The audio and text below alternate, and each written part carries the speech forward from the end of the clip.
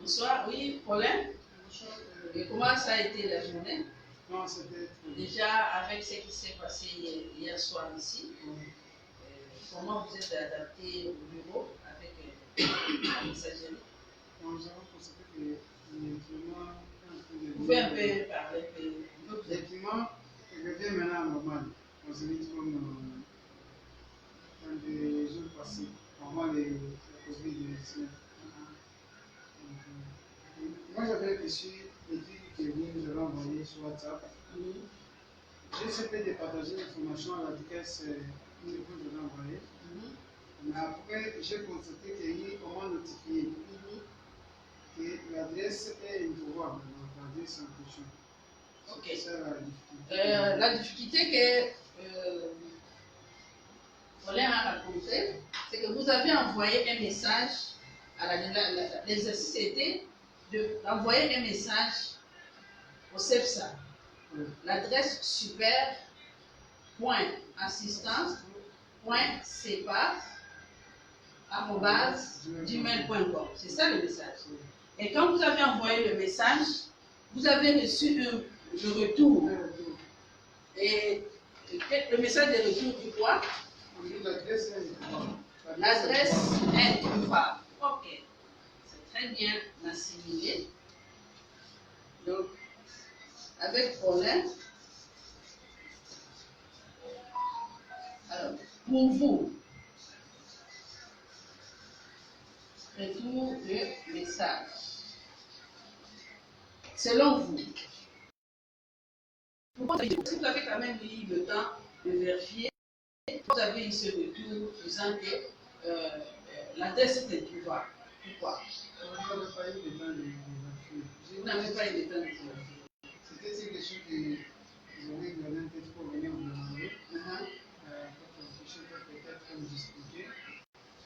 Vous avez devant vous ce schéma. Le schéma que nous avons présenté hier. Hein? Vous pouvez prendre votre schéma. Monsieur Robert, pasteur, vous avez un mot à dire par rapport au schéma que nous avons présenté hier et la difficulté que Paulin a rencontrée dans l'exercice de l'envoi de messages.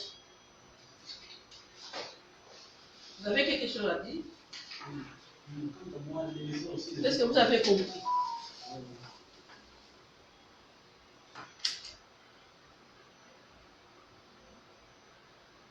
Donc, par rapport à ce que lui a raconté comme difficulté, parce qu'il devait envoyer les messages à l'adresse du CEPSA. Et il a eu un message de retour disant que l'adresse est introuvable. C'est ça, non? C'est ce qu'on vous a dit par. Alors, par rapport à le problème qu'il a rencontré, qu'est-ce que vous pouvez dire? Donc, il faut assimiler à ce que nous avons démontré comme fonctionnement du net. Peut-être que l'adresse a été mal écrite. Alors, vérifions ensemble. Est-ce que l'adresse a été mal écrite? Elle est écrite. L'adresse du CEPSA, c'est super.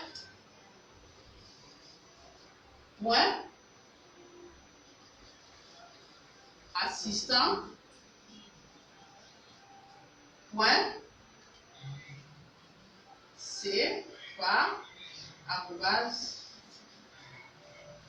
gmail.com.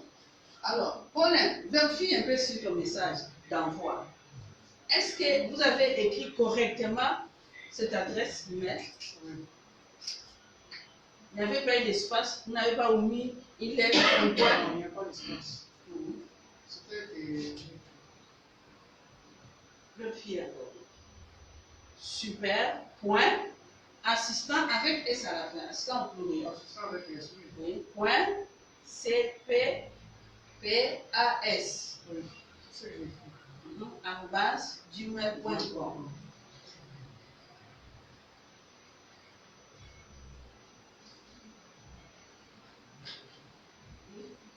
Tu peux voir ça?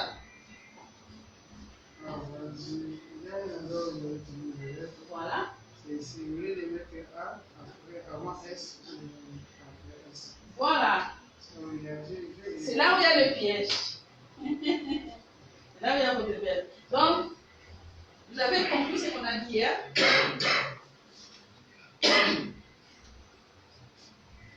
Donc ici, Paulin a inversé les lettres A et S. Donc carrément, cette adresse que Paulin a mis là, c'est une adresse introuvable. Ça n'existe pas. Alors, qui a donné cette réponse-là à Paulin? Paulin, qui t'a donné la réponse? C'est le serveur. Quel serveur? Selon vous, c'est à quel niveau? Vous avez les schémas devant vous. Montrez-moi. Comme moi, comme j'utilise RTL, c'est lui qui est là comme mon fournisseur de connexion. Donc, c'est les serveurs de RTL qui m'ont notifié que cette adresse est introuvable. Bon. Suivant les schémas, vous avez Gmail, vous avez l'adresse d'email. Hein? Et l'adresse ça aussi, c'est une adresse d'email. Cette réponse est venue de Gmail. C'est Gmail qui n'a pas reconnu son adresse. Donc, c'est comme si vous l'avez imposé une adresse. Mais c'est l'informaticien. On est d'accord, non? Oui. Cette réponse, c'est au niveau du serveur de Gmail. Parce que c'est une adresse Gmail. Donc, vous avez voulu imposer Gmail une adresse que lui n'a pas dans son serveur, qu'il n'a pas enregistré dans son serveur. Okay? C'est bien assimilé, maintenant vous avez compris. D'où, veuillez noter qu'à chaque fois que vous voulez envoyer un message, prenez le soin d'écrire correctement l'adresse email. Parce qu'avec le système électronique, c'est virtuel. S'il y a une intelligence virtuelle, ce n'est pas une intelligence humaine, où l'on doit prendre le temps de réfléchir pour vérifier, je vais un peu voir dans les prospectus. Hein? Si c'était un humain, ce serveur-là, c'était un humain, donc il allait voir, bon, je regarde un peu sur le prospectus de CEFSA. Est-ce que leur adresse, c'est A avant, B, c'est S après? Vous voyez? Maintenant, comme la machine, nous avons expliqué qu'au niveau du serveur, il y a déjà des applications incorporées, conçues pour contrôler les trajets, les données qui passent. Vous voyez que lui ne reconnaît pas ça. C'est comme un robot. Hein? C'est comme un robot qui est juste ici au niveau de Kitambo magasin. Si on l'a déjà programmé pour que dans chaque 5 minutes, il doit se tourner vers la droite. Hein? C'est-à-dire, dès qu'il est 5 minutes, le robot se tourne à droite. Vous n'avez pas demandé à ce robot-là, ah non, d'autre côté ici, il n'y a pas de véhicule à passer, pourquoi il a pris longtemps pour tourner? Si c'était un humain, il allait voir, de l'autre côté, il n'y a pas assez de véhicules. Au lieu que je puisse me faire attendre l'autre rangée ici, comme le roulage, non? Le roulage réfléchit par rapport à l'intelligence humaine. C'est de la même manière aussi, au niveau de chaque serveur, il y a quelqu'un, une application qui joue le rôle de roulage, mais en robot, déjà programmé. Donc le serveur d'email a tout dans sa mémoire, toutes les adresses qu'elle a acceptées, qu'on a créées. Donc la façon dont vous avez créé votre adresse le lundi. Donc à partir de lundi, cette adresse est dans le serveur d'email. Ok? En dehors de ça, quelle est votre difficulté que vous avez rencontrée en faisant l'exercice? Alors, il faut noter qu'à chaque fois que vous voulez envoyer un email, c'est très important. On peut vous demander un document par le chef, ça arrive souvent, ça nous arrive, ce sont des choses qui nous est arrivées plusieurs fois. Le chef est en dehors du pays, dans une conférence, dans une réunion, alors il vous appelle, il y a tel document que je dois compléter sur mon discours. Alors envoie-moi ça rapidement, parce que dans 2 heures du temps, je dois passer intervenir. Et j'ai le temps de relire ça et de concilier avec ces régimes. Alors, vous commettez cette erreur. Et vous ne prenez pas aussi le temps de vérifier pourquoi ce n'est pas parti. Vous voyez? Alors, lui va attendre, mais c'est cela, vous allez, mais je t'ai demandé de m'envoyer des documents, vous allez me répondre, non, monsieur le chef, monsieur le directeur, je vous ai déjà envoyé. Je vous ai déjà envoyé. Alors que ça n'a pas abouti. Dans le parcours, quelque part, ça s'est arrêté, on n'a pas retrouvé le chemin d'accès, on a retourné. Et vous n'avez pas eu le temps de vérifier. Je sais bien que vous prenez bonne note. Monsieur Robert, vous avez pris bonne note pour ça. Ok? Ok. Maintenant, Monsieur Robert, avec votre exercice, encore demain, quelles difficultés vous avez reçues? Les difficultés rencontrées, c'était les problèmes de la connexion. C'est lorsque vous avez Vous pouvez parler des. C'est pour qu'on vous écoute aussi. Ceux qui nous suivent là-bas, qui sont suivent. le monsieur qui était un problème, c'était juste le problème de la connexion. Lorsque vous nous avez envoyé un message de TP, l'heure à laquelle vous nous avez envoyé le TP là, donc moi, ça m'est arrivé en retard. Et quand j'ai essayé de faire l'exercice, en tout cas la connexion. Vous pouvez tirer les rideaux là-bas. Qu'est-ce qui se passe? Il y a un problème avec l'électricité. Tirez les rideaux. Il y avait pris la connexion, raison pour laquelle Il y avait pris la connexion. Donc, vous prenez votre schéma. Vous avez compris que quelque part, nous avions présenté les problèmes des avantages dans le parcours de mail. Et tout dépend aussi de la qualité de la connexion que vous avez. Donc, par rapport à la qualité de votre connexion, vous n'avez pas pu envoyer le message autant que vous voulez, avec rapidité. Donc, il y a eu une inefficacité dans l'exécution maintenant de votre tâche. Ce sont des choses qui arrivent dans les services.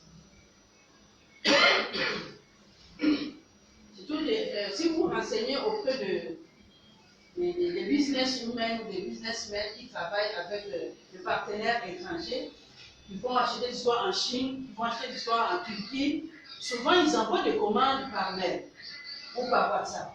Imaginez-vous qu'il a déjà des commandes ici, il a déjà promis qu'il doit livrer dans une semaine. Alors que quand il a envoyé la commande en Chine, ce n'est pas arrivé. Ou il avait eu des problèmes de connexion.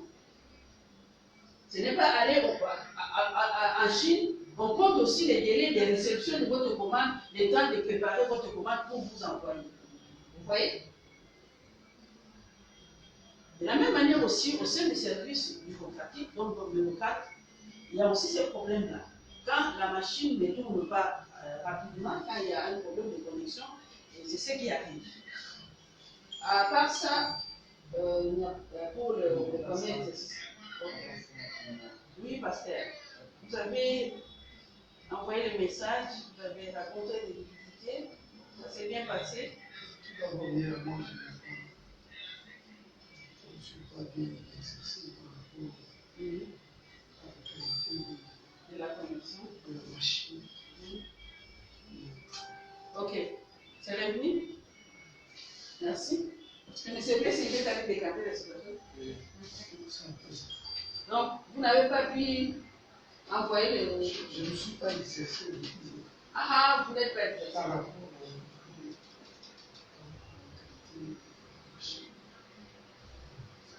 Et nous passons au deuxième cas de l'exercice. Il s'agissait d'écouter la vidéo sur ce chemin et faire le point pour conclure sur la compréhension de ce chemin, le parcours de maître. Vous avez quand même visionné la vidéo. Si vous n'avez pas visionné, on peut mettre la vidéo.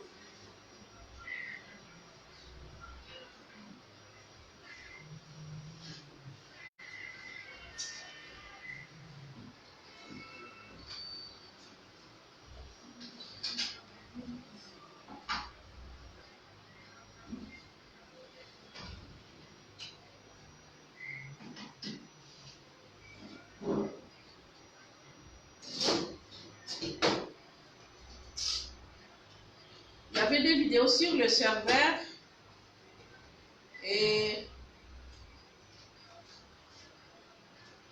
on va visionner ensemble.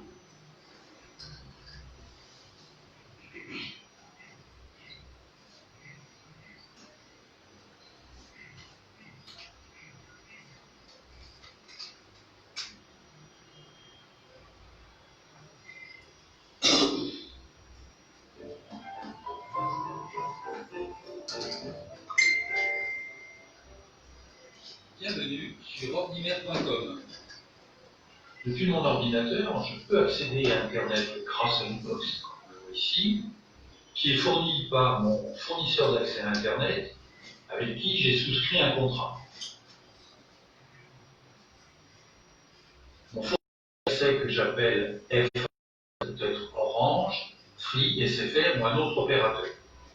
C'est lui qui me donne accès à Internet, et comme je le vois ici, me propose le service de messagerie électronique. Pour fonctionner, cette messagerie électronique va utiliser deux chemins pour transmettre les emails. Un premier que l'on appelle serveur de messagerie sortant ou SMTP, et un autre que l'on baptise serveur de messagerie entrant, qui peut être POP ou IMAP selon le choix de l'utilisateur. Dans les animations qui vont suivre, nous allons utiliser cette image que l'on baptisera Monsieur SMTP pour représenter le serveur de messagerie sortant. C'est lui qui se chargera de transmettre les emails que j'écris vers mes destinataires. De la même manière, on appellera Monsieur Pop ou Monsieur IMA pour représenter le serveur de messagerie entrant, et lui, il apportera les emails des correspondants vers mon ordinateur. Pour résumer, j'ai donc accès à Internet et à tous ces services, dont la messagerie électronique, grâce à mon fournisseur d'accès. Mais mon ou mes amis ont également accès à Internet par leur fournisseur d'accès à Internet, qui peut être un autre opérateur, ainsi que des millions d'autres internautes. Regardons concrètement maintenant comment cela se passe pour la transmission d'un email. Depuis mon ordinateur, je rédige un email que je veux envoyer à mon ami. Dès que mon email représenté ici est rédigé, je fais envoyer. Et immédiatement, je vois que Monsieur SMTP prend mon message et par l'accès de mon ami, ce temps peut être en minutes, en heures, en semaines ou en mois, il allume son ordinateur et ouvre son logiciel de messagerie. Son ordinateur se connecte sur le serveur de messagerie de son fournisseur d'accès à Internet et Monsieur Hop ou Monsieur Ima prend mon message et le transmet à mon ami qui peut le lire tranquillement. Nous avons vu dans cette animation les principes de base de la messagerie électronique avec les serveurs de messagerie entrant et les serveurs de messagerie sortant. Dans une deuxième partie, nous regarderons l'usage des ports Internet et les subtilités de réglage. Ok, merci beaucoup pour votre attention.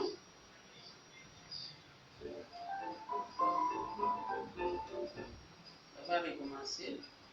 Qu'est-ce que vous avez retenu de cette vidéo? En fait, nous avons voulu vous faire écouter cette vidéo. Pourquoi? Parce que le transfert de compétences doit être aussi assimilé à d'autres expertises. Donc, on vous transmet ce que nous avons appliqué pendant l'exercice du métier, pendant l'application à cette tâche. Mais nous devons aussi nous confronter avec l'expertise réelle des personnes dédiées.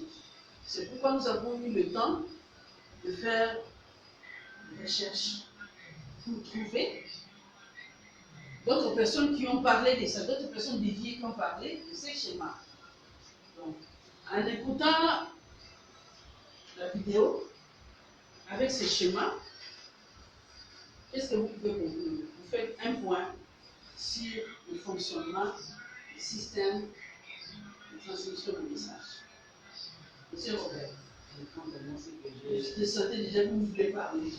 Ce que je venais de se dire par cette vidéo, tout d'abord, à partir de mon ordinateur, j'ai pu accéder à l'Internet. Il faut tout d'abord qu'il y ait une box que me fournit mon fournisseur d'accès Internet.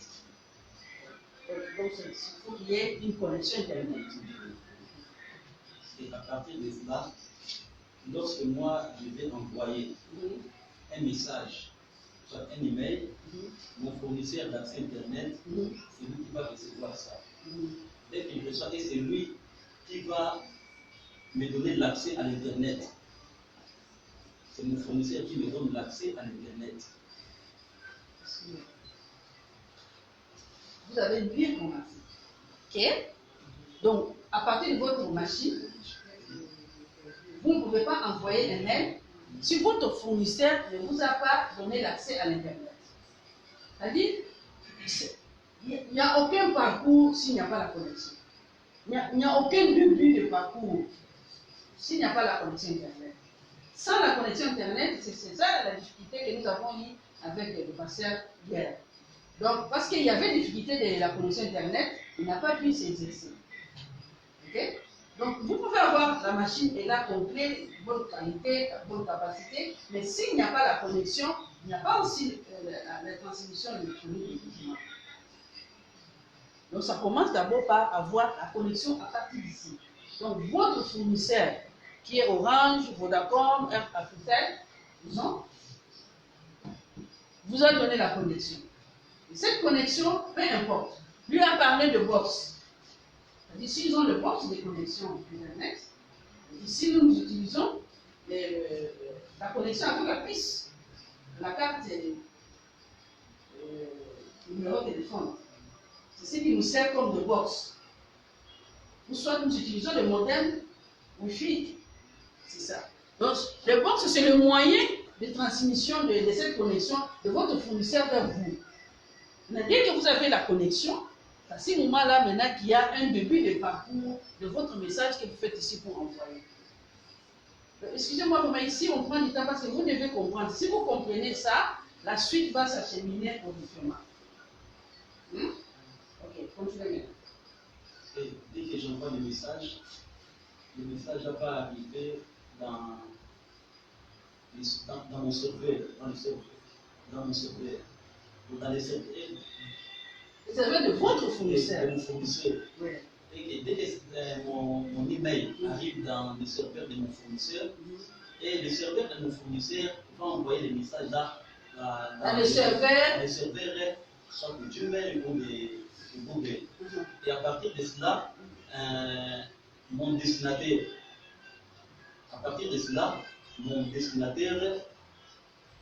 serveur de Google. Et à partir du serveur de Google, c'est alors que mon message... Ça va aller vers le serveur du fournisseur de ton ami. Ok, vers le serveur du fournisseur de mon ami. Et quand ça arrive dans le serveur du fournisseur de mon ami, qu'est-ce qui va se passer? Soit si la machine de mon ami était éteinte, alors le message va rester là. Dès que mon correspondant, mon destinataire va allumer sa machine et ouvrir sa boîte de réception, directement, il verra que non, le message, l'email va recevoir l'email que je viens envoyer. Ok, merci beaucoup pour avoir compris cela. Monsieur Paulin, vous voulez ajouter quelque chose? Oui. Qu'est-ce que vous avez compris sur ce schéma par rapport à la vidéo? Oh, j'ai compris. Vous avez compris quoi? Donc, c'est fait que quand, par exemple, j'ai le modem Cartel ou Orange, Orange est considéré comme mon fournisseur de connexion. Donc, si j'ai besoin, par exemple, de transmettre des messages ou un document à mes serveurs, mon message, le type de message passera par mon réseau direct. Donc, dans leur serveur, ils verront que Paulin, l'adresse de Paulin a envoyé tel document. Et tel document, avant de passer dans l'adresse ou dans la machine de mes serveurs, ça va passer maintenant, ça quitte vers du serveur réseau que j'utilise, qui peut être Airtel, vers les réseaux mère, qui peut être Google ou Yahoo. Et puis Yahoo centralise et reçoit aussi et directement transmet dans les réseaux que le serveur utilise donc dans son serveur. À la même minute, donc tous les trois serveurs reçoivent les mêmes messages. Ça se passe à la minute et à la seconde. Donc vous comprenez que le problème des minutes, c'est lié à la capacité de la connexion. Si la connexion n'est pas bonne, nous avons, dans la vidéo, on nous a expliqué que les messages restent gardés dans un serveur. Et dès que l'autre se connecte, c'est à ce moment-là maintenant qu'il a l'accès du déplacement de ces messages. Ce qui fait que vous pouvez envoyer un message aujourd'hui, mais ça arrive dans la boîte de votre correspondant 48 heures après. Tout est lié aussi à la capacité de la connexion. Il y a un certain moment chez nous au service, comme nous sommes connectés par satellite, avec le pluie diluvienne, il y a eu beaucoup de vent, tout ça, et ça fait que les antennes ont bougé, on n'avait pas l'accès à l'Internet. Alors tous les messages qui étaient déjà arrivés à ce moment-là, ça s'est bloqué dans le serveur du service. Parce que nous avons notre domaine. Ce n'est pas le domaine Yahoo, tout ça. Nous avons notre domaine intitulé des secours. Donc chaque adresse doit être à bout de secours conseillés. Je vais vous faire voir ici comment ça se passe. Alors tous les messages que les autres personnes ont envoyés, c'était bloqué dans le serveur. Ce n'était pas acheminé vers les ordinateurs de chacun. Donc le jour où on a maintenant décanté la connexion, et les messages ont commencé à tomber comme une pluie dans la machine de chacun. Ce qui était dans les serveurs. Mais ce qui n'était pas encore arrivé dans les serveurs, c'était renvoyé. Comme on vous a renvoyé le message ici par Google. Donc quand aussi M. Robert vous envoyez un message à Colin, et qu'au niveau de Colin, il y a un problème de connexion, ce message-là ne doit pas atteindre Colin. Son serveur va aussi vous faire un message. On va vous dire que le message n'est pas relayé. Hein? C'est-à-dire l'adresse est bonne. Donc il faut saisir ces réponses-là, ces retours. Il y a soit de retour de dire que l'adresse est introuvable, on explique bien. Soit on vous dit que ce n'est pas arrivé. C'est-à-dire ce n'est pas relayé, ce n'est pas arrivé. Vous comprenez? Pasteur? Si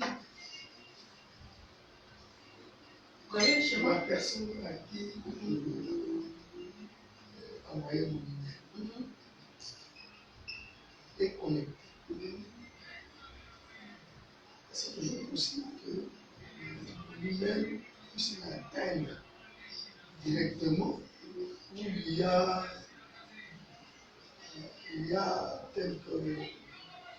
quelques résistances qui peuvent faire qu'il ne puisse pas les voir cette lettre. Oui, ça peut se faire. Dans le premier cas, c'est quand l'adresse est mal écrite. Il y a eu la connexion chez lui et chez moi. Hein? Maintenant, il a envoyé, mais comme l'adresse n'était pas bien écrite, ce n'est pas arrivé. Premier cas.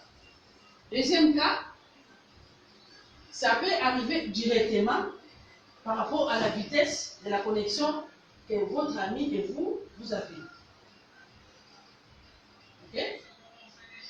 Troisième cas, ça peut ne pas arriver pendant qu'il est connecté. Si la capacité, le volume, si le message pèse, par exemple, vous avez envoyé un message lui disant « Je vous transmets les documents du voyage de mes enfants pour que vous puissiez obtenir le visa à partir du pays où vous êtes. » Là, vous avez scanné tous les documents de vos 4 ou 5 enfants, vous-même et votre épouse, et tous ces documents scannés, ça pèse. Et quand ça dépasse maintenant le volume normal, pour être conservé dans son serveur, ça ne va pas, même s'il y a la connexion, ça ne va pas arriver. Et moi, je vais recevoir. Vous allez recevoir maintenant un message de retour que lui-même n'est pas arrivé. Et on vous donne aussi les causes. Soit à partir même de votre boîte, vous voyez que ça ne part pas. Et ça reste toujours dans la boîte d'envoi. Au lieu de quitter la boîte d'envoi, ça reste dans la boîte d'envoi. Pour se garder dans le bouillon. À chaque fois que vous cliquez envoyer, ça ne part pas. Alors donc il faut maintenant vérifier, pourquoi ça ne part pas. Donc, notez que par rapport à ces trajectoires, vous devez à chaque fois vérifier quelques secondes après avoir envoyé le mail. Pour vérifier d'abord, est-ce qu'il y a eu un retour? Est-ce que c'est parti? Donc, dans tout ça, ça demande toujours l'intelligence aussi humaine. Vous ne pouvez pas dire, ah non, la machine est là, vraiment, ça me facilite la tâche. Dès que j'écris comme ça, ça part. Non, vous devez aussi exercer votre intelligence. Vous avez fait le mail, vérifiez d'abord est-ce que l'adresse est bonne? Avant de cliquer envoyer. Paulin, avant de cliquer envoyer, vérifiez la première chose, est-ce que l'adresse est correcte? Parce qu'il arrive aussi que vous pouvez envoyer le même mail à 5 personnes à la fois. Vous devez vérifier chaque adresse est bien écrite. Ça c'est de 1. De 2, vous devez vérifier les fichiers que vous avez mis en attaché. Est-ce que c'est le bon document qu'il fallait envoyer? Parce qu'il s'arrive, vous voyez que le fichier a presque fait des tours de directeur, de ceci, celui-là a lu, l'autre a lu, il y a eu beaucoup de corrections. À la fin, vous avez 3-4 fichiers. Le fichier qui est venu du directeur financier, le directeur technique, le chargé de mission qui était parti aussi en mission, a mis aussi ajouté des éléments, l'autre qui a ajouté des photos, l'autre qui a ajouté le tableau, et vous avez collationné. Maintenant, à chaque fois tous ces fichiers-là qui sont arrivés, vous vous retrouvez avec 3-4 fichiers. On vous demande maintenant d'envoyer le dernier fichier qui a été déjà mis en forme complète. Et si vous ne vérifiez pas, vous pouvez envoyer à la personne le mauvais fichier. Donc, vous devez toujours vérifier avant que les messages partent. Est-ce que c'est le bon fichier que vous devez envoyer? Dans d'autres cas, c'est est-ce que le destinataire correspond au document? Mais c'est clair que ça se répète souvent dans les services, par rapidité, par pression, par manque de souplesse pour vérifier, pouf, vous envoyez un document qu'il ne fallait pas envoyer à la personne. Mais c'est déjà parti, vous ne pouvez plus vous regardez la vitesse et ça part. Et surtout si vous avez une bonne connexion, notre société est connectée, dès que vous avez cliqué envoyer, c'est parti. Vous ne pouvez plus vous rattraper. Moi, personnellement, ça m'est arrivé plusieurs fois. C'est parmi les erreurs que j'ai commises. J'ai été même puni pour ça, plusieurs fois. Et jusqu'à ce que j'ai délivré à chaque fois, quel que soit le nombre de documents, je prends le temps de vérifier chaque document avant de cliquer sur envoyer. J'ouvre le document, je vérifie, est-ce que c'est ça le document que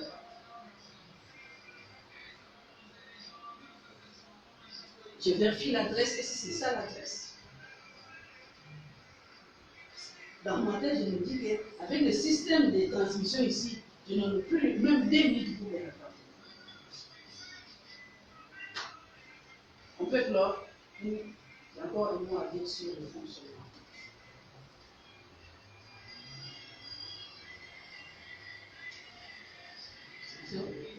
C'est bon, on peut clore ce point où il y a encore une préoccupation. Ok, merci beaucoup. Pour la deuxième vidéo, on va écouter ça. On va enchaîner avec la suite du contenu. Aujourd'hui, nous allons parler sur la gestion de courriel. Mais avant d'y aller là-bas, nous chutons pour conclure ceci. Qu'est-ce qui se passe lorsque vous avez ouvert votre boîte email, vous avez envoyé, comme vous avez envoyé les messages de CEPSA, mais par précipitation, vous avez éteint votre ordinateur, mais sans pour autant se déconnecter de votre email. Qu'est-ce qui se passe? C'est à ce niveau-là qu'on voit vraiment beaucoup de documents. Merci beaucoup pour tous ceux qui nous suivent en direct. Sur fait qu'on puisse arrêter le direct ici. Et nous vous invitons à s'inscrire au prochain module de formation sur la messagerie électronique. Vous allez nous contacter par notre adresse email, WhatsApp et téléphone. Vous pouvez même venir ici sur place au centre pour s'inscrire. Merci beaucoup.